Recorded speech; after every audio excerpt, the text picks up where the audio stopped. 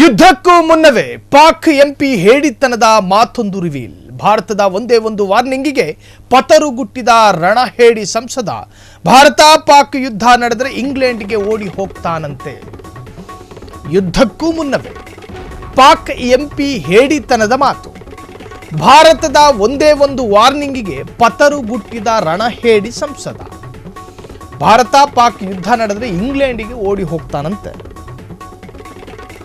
ಬೇವರ್ಸಿ ಪಾಕಿಸ್ತಾನದ ಹಣೆ ಬರಹ ಬಿಚ್ಚಿಟ್ಟ ಸಂಸದ ಶೇರ್ ಅಫ್ಜಲ್. ಹೆಸರಿಗಷ್ಟೇ ಶೇರು, ಭಾರತದ ವಾರ್ನಿಂಗ್ಗೂ ನಡುಕ್ತಿದ್ದಾನೆ ಶೇರ್ ಅಫ್ಜಲ್.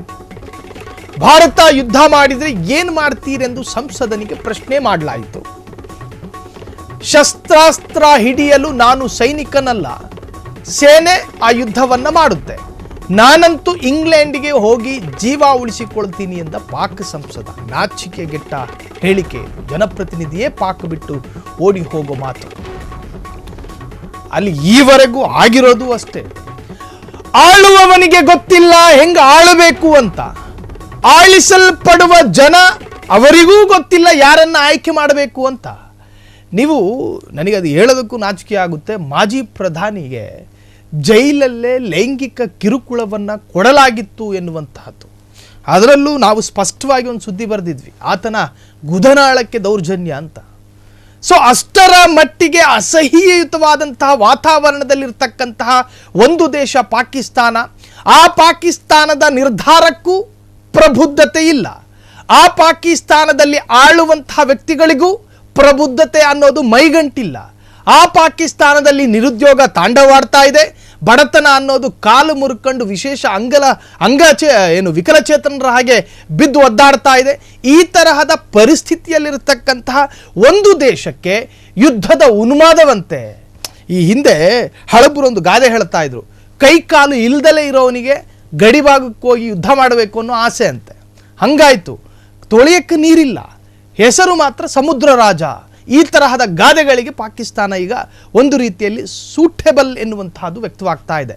ಅಲ್ಲಿನ ಸಂಸದನೊಬ್ಬ ಬಾಯಿಗೆ ಬಂದ ಹಾಗೆ ಮಾತನಾಡಿರುವಂತಹದ್ದು. ತನ್ನ ದೇಶ, ತನ್ನ ಜನ, ಆ ಮಾತಿಲ್ಲ ಅಲ್ಲಿ. ಏನಾದರೂ ಪಾಕಿಸ್ತಾನದ ಮೇಲೆ ಭಾರತ ಯುದ್ಧ ಮಾಡಿದ್ರೆ ನೀನೇನು ಮಾಡ್ತೀಯ ಅಂಥೇಳಿ ಯಾವುದೋ ಪತ್ರಕರ್ತ ಕೇಳಿರ್ತಾನೆ. ನಾನೇನು ಮಾಡಲಿ, ಓಡೋಗ್ತೀನಿ ಇಂಗ್ಲೆಂಡ್ಗೆ ಅಂತ ಬೇಜವಾಬ್ದಾರಿಯುತವಾದಂಥ ಒಂದು ಹೇಳಿಕೆ ಈಗ ಬಹಳಷ್ಟು ಚರ್ಚೆಗೆ ಕಾರಣವಾಗಿದೆ.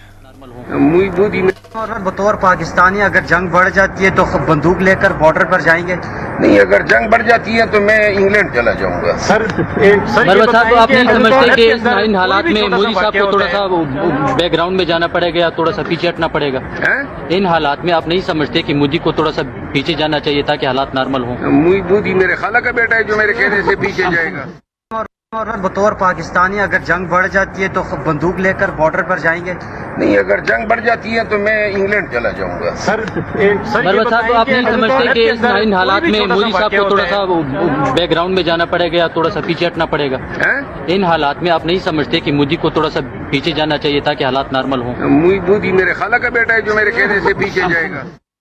और बतौर पाकिस्तानी अगर जंग बढ़ जाती है तो बंदूक लेकर बॉर्डर पर जाएंगे? नहीं, अगर जंग बढ़ जाती है तो मैं इंग्लैंड चला जाऊंगा। सर